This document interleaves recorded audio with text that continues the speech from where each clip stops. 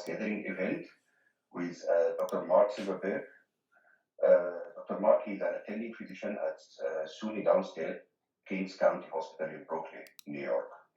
He has spent more than 2 decades in that prestigious institution, starting with medical school in 1993. After completing his emergency medicine residency at Kings County Hospital, he stayed to join their faculty as well.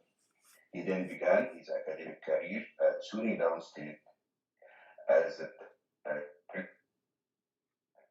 of student education, but soon the assistant residency director and then the associate residency director. With COVID-19 looming in the background, he now holds the title of Director of Disaster Preparedness for Emergency Department. He also served as a team leader in the finish line healthcare tent at the New York City Marathon for numerous years. Dr. Silverberg has recently joined the emergency medicine lecture circuit and combines his love for scuba and water photography with emergency medicine. These fields mesh nicely to allow him to be a knowledgeable and entertaining speaker on marine envenomation and hyperbaric medicine. Dr. Silverberg also loves the great outdoors and heads the wilderness medicine division of the emergency medicine department at Kings County Hospital. Welcome to Dr. Silverberg.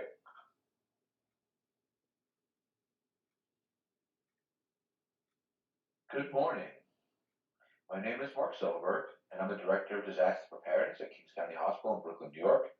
And today I'll be talking to you about mass gatherings and their medical management. I have the disclosure that I have no potential conflicts of interest in relation to this presentation. I'd like to thank Qatar Health for inviting me to speak at this conference. I'd also like to thank Stu Weiss, who has been my mentor since my intern year for mass gatherings and event medicine. Michael Redliner, who was the disaster fellow at EMS when I was an intern, and I learned a lot from him. And of course, Bonnie Arquilla, who has taught me almost everything I know of disaster medicine for now. She was my boss for many, many, many years. So here's what we're going to talk about today. We're going to talk about how much coordination it takes and what groups it takes to put on a big event like the New York City Marathon. We'll talk about the marathon itself and some of the specs about it. And then we'll talk about event healthcare in general, about organizational and supplies and that kind of stuff. So let's dive into it. So I want you guys to know that my experience is what's based for this whole entire lecture. It's not textbook stuff. It's all the time that I've worked at the New York City Marathon. And I volunteered there since I was an intern in 1997. And I've also done some other stuff with the event medicine companies. I worked as a doctor for the New York Mets, the baseball team, and a couple other things. So there's one overarching theme that I think is super important, and that's coordination. There's numerous groups that work together to put on a big event and the healthcare for an event like the New York City Marathon. Everybody's got to work together seamlessly to make the event go off perfectly. Here's a list of all the groups that I can remember that I've worked with for the New York City Marathon creation. And just to name a couple of them, it's the New York City Department of Transportation, Homeland Security, Sanitation to pick up all the mess afterwards, the New York Police Department, and even within the police department, there's a couple different groups: operations, traffic, highway, counterterrorism. The fire department, they have both paramedics and firemen. National weather prep is super important because if the marathon is warmer than we think, we need different supplies. Or if there's a lightning risk, we have to call the event off. Emergency management, parks department, U.S. Reserve, Coast Guard, FBI, bridge and tunnels, and of course, the New York City Roadrunners. The New York City Roadrunners is a group of runners that put together the New York City Marathon every year. And even within the New York City Roadrunners, there's a bunch of different groups that work together and communicate together to get this event done. I do want to point out that you'll notice that there are no healthcare providers listed in any of these groups. That means all the healthcare for the New York City Marathon is done by volunteers. Plans are nothing. Planning is everything. This is said by Dwight Eisenhower. He was our 34th president of the United States. And if you think about this, this really makes a lot of sense. Of course, as an ER doc, I have my own mantra. I hope for the best, plan for the worst, and deal with whatever happens. Every day I go to work, take care of patients. I really hope everything goes perfect for every single one of them. But I do plan for the worst possible scenario for every patient. I try to imagine what's the worst thing that can go wrong and have a plan for it. And this way, when it does happen, I'm ready to deal with it. Of course, you do have to deal with whatever happens, and even if it goes worse than you think it will, you still have to deal with that. Anybody who's run any sort of event or even a drill for disaster knows that planning human behavior is super difficult, right? They do things you would never expect. So some would say if you can't predict the future, why make plans? Because plans don't prevent incidents. However, they do govern their response. Usually we'll take a group of people that have knowledge or experience in a given field, and we'll put them together to make these plans. And they can identify all the risks for such an event. And then they plan to address the risk. Plans have to be flexible, they have to be upgraded, downgradable, and they have to have a purpose. In our case, the purpose is to take care of all the runners and all the spectators at the marathon and to deal with the mass casualty event just in case something happens. So when you're putting a plan like this together, there's a big set of event development plans. And usually there's a production group that comes together and sets it up, and then an operations group that operationalizes it and sets it out. We're going to concentrate today on safety, security, and preparedness at such an event.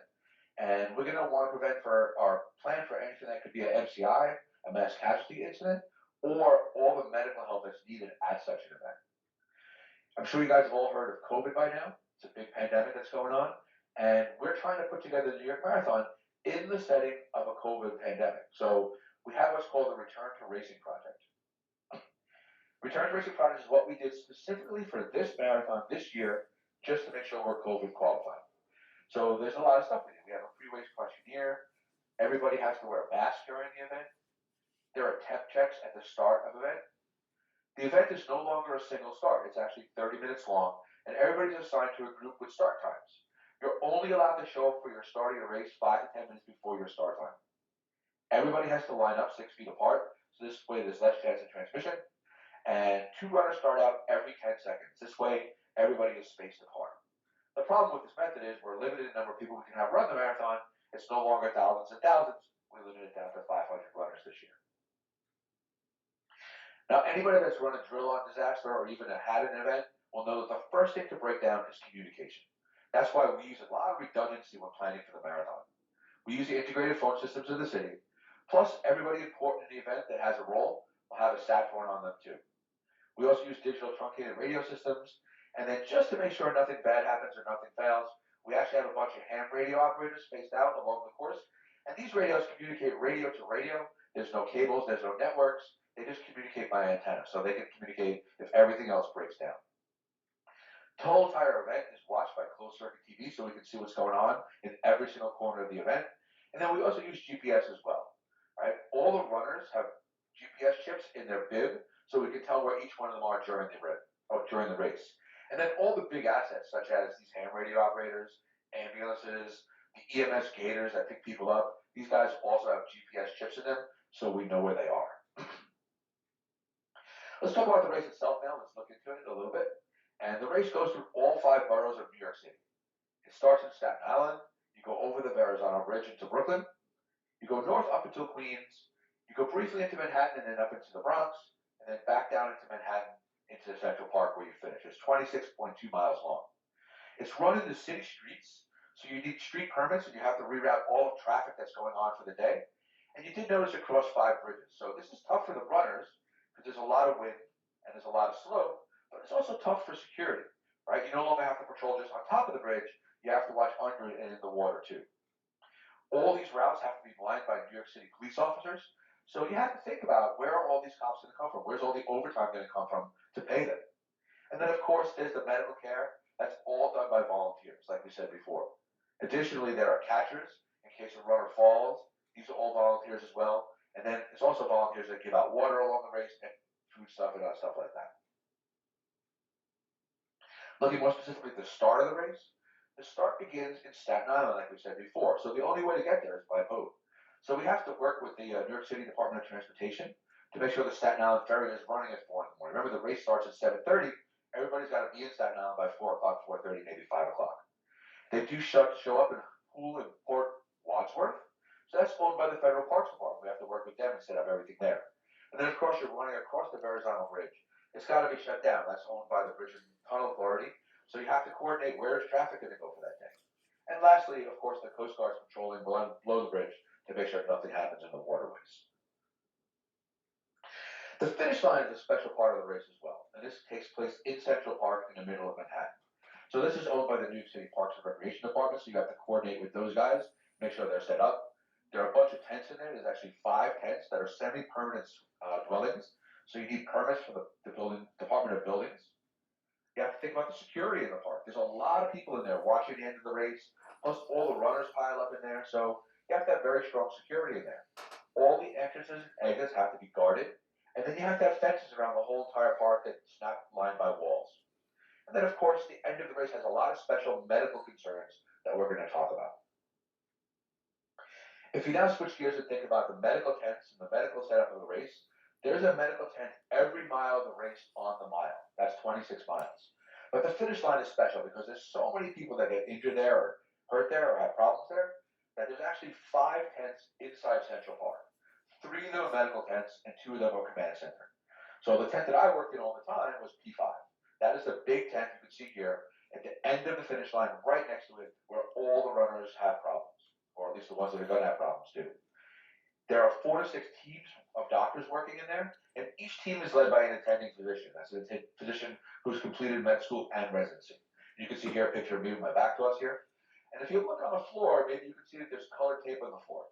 This creates colored zones on the floor, and each attending is responsible for a colored zone. There's 4 to 6 attendings. On your teams, you also have residents, nurses, and PAs, plus physical therapists and massage therapists take care of stuff too. And then, of course, we have med students backing up the teams and helping out. Here's a picture of our team from a couple years back. You can see myself in the middle and Dr. Sinner, the other bald guy in the back. We were the 2 attendings. And all the other people here are all residents in our residency that all volunteer to help out during the race. What supplies do you need to be in these tents? Well, if you think about it, you want to plan for the worst. You need a defibrillator in case somebody has a cardiac arrest. It doesn't happen often, but we had one 4 or 5 years ago. Lucky for us, these defibrillators also could do 12 lead EKGs, so that'll be helpful too. You need medications, which we'll talk about more specifically in a second. And you need a salt delivery system. In our case, we use chicken broth and also pretzels. You need a microwave in case it's cold out and you want to warm stuff up, and then an iStat machine. An iStat machine is a handheld device that can figure out labs for a patient. And we can get electrolytes and troponins and other stuff with it. A bunch of bandages, hot and cold packs, and of course a tub to dunk people in case they get overheated. So what medications do you think you should involve at a marathon? Well, you want to have acetaminophen as a painkiller. You definitely don't want to have ibuprofen. There are a couple studies that show that if you take Motrin during a race, you have a high chance or a chance of kidney failure. You need some sort of antiemetic for those people who are vomiting. And benzodiazepines are always great to have on hand. They actually have multiple functions for seizures, for sedation, and a couple other things. And then lastly, most of these races are run in October, so it's very cold here. People get cold-induced asthma, so you want some asthma meds, you want ipratropium, albuterol, and then steroids. And steroids have multiple functions too. So here's a picture of a P5 tent. You can see that white curtain there is where we box off the critical care section, but I put this picture up to talk about flow. Every person that comes in for care comes in from one door. And this way we can log them in by scanning their bibs. They move across the room in one direction, they don't go backwards, and then they go out that second door on the right side. And this is important because there's only unidirectional flow, and you can keep track of who's in and who's not inside the tent. This is important because people might want to look for somebody and figure out if they're injured or not, figure out which tent they're in, figure out if they're still running. This is very important to keep track of. Record keeping, similarly, is very important. And what we did is we used a paper system. Every single runner got a single sheet of paper on a clipboard. What we did is recorded their bib number, because that's how people register for the event. And then volunteers take down all the information for the person. Usually we have a scribe for every 2 beds in your section. Here you can see Dr. Valesky. He's one of our attendings doing it because we didn't have any med students at this point. These record keepers also are at the indoors and outdoors for the tent. And they keep track of everybody coming in. They scan their bibs, like we said before. And then every form must have any signature on it to prove they got good health care. So what kind of issues do you think we'll see at a big event like a marathon? Well, we have to prepare for everything. So cardiac arrest is a possibility. It doesn't happen often, but like I said, we did have one a couple years back. Hypo and hyperthermia is important, right? Runners are running in different weather patterns each year. So if it's too warm outside, there's a chance they'll get overheated. This is actually really, really dangerous. They can get altered mental status, and people even die from hypothermia. So you see the bottom picture, myself and Dr. Alzup, who's one of our residents, we're putting a big fan on somebody, and then if need be, we can even dunk them in an ice tub to cool them off. Hyponatremia is a real thing also, that's also deadly. As the runners go down the race, 26 miles, there's water stations all through, and if they only drink water instead of a running solution like Gatorade or a salt solution, then they can get actually very hyponatremic. This is dangerous also. We have exercise-induced collapse, which we'll talk more about in a second, and cramps. And of course, trauma, people trip, fall down, people get things thrown at them from the spectators, unfortunately, and even get into fights. This is Brooklyn. It's possible. People have nausea, vomiting, diarrhea during the event. You have to take care of that. And some of the worst blisters you'll ever see you can get during an event. Unfortunately, people train in their good sneakers for these events, and then they go out and buy brand new sneakers for the event that don't fit perfectly, and they get some really wicked blisters. And of course, bleeding could happen as well. So exercise-induced collapse, I want to speak about specifically because it's a real thing. Basically, you're running these 26 miles, running as fast as you can, and your muscles get really overheated, and the veins inside them dilate. They're pumping the blood back to your heart because you're pumping your legs up and down. But at some point, you reach the finish line, and then you stop running. With all these dilated veins, all the blood pools down there, and you end up getting yourself in trouble because now you have no blood to go to your head. So when you stop running, all the blood sort of pools in your legs, and you pass out. So this is what we have the catchers for at the end of the race. Here you see a picture of two kind runners that grabbed somebody who passed out and brought them into the medical tent. Basically what you have to do is you have to get the blood back to their head. So what you do is you lay them down, put their feet up on boxes, maybe hold their feet straight up in the air, and get all that blood to return back to their brain and get them up again. You have to have a really rapid turnover in these patients because there's a lot of them that come in. Sometimes we'll see a couple hundred patients in 2 or 3 hours. Imagine the turnover that you need. Maybe helpful to give them the pretzels and the broth, get a little salt into their veins, help to get their blood going back up into their head. And as a last resort, we can put it in an IV. We talked before about trauma. Like I said, runners fall down. There are some older runners on the course who are a little unstable. People do get into fights occasionally. They argue about, passing people. So if you can bandage it or splint it, they can keep running and go on. But if you have to suture them, x-ray them, or CAT scan them, they really need to be transported out to a hospital. So let's talk about transport now. How do you move your patients around? Well, the basic wheelchair is probably the best way to do it if you're not just helping them along by hand. We do have gators on hand, which is a 50. The fire department of New York has these 6-wheel ATVs that you can pick up a bunch of patients with, or even supplies, and move them around. And lastly, ambulances are always on hand if you have to move people out. So anybody that gets sick in one of the medical tents, and you can see here, our ambulance parked in front of P5, anybody that gets sick and needs to go to the hospital, they get transported out by ambulance. So let's review. Coordination is super important during the race, and to set up the race, you want to plan for the worst, hope for the best, deal with whatever happens. There were multiple care sites all over the whole entire grounds of the race. Make sure that people can get to medical care when they need it. You need to know your pathology so you can plan for it. This way you can decide what supplies and meds to bring to each of your medical tents, and transfer out the sick. Don't let them pile up. Make sure you move them away from the race during the event. I thank you guys for listening, and I want to know if there are any questions. Well, thank you so much, dear doctors, for these excellent presentations. We have here some great experiences ranging from the Olympics in Rio to the NCAA basketball games and to New York City Marathon. I think we cannot hope for something better than these past experiences all in one place.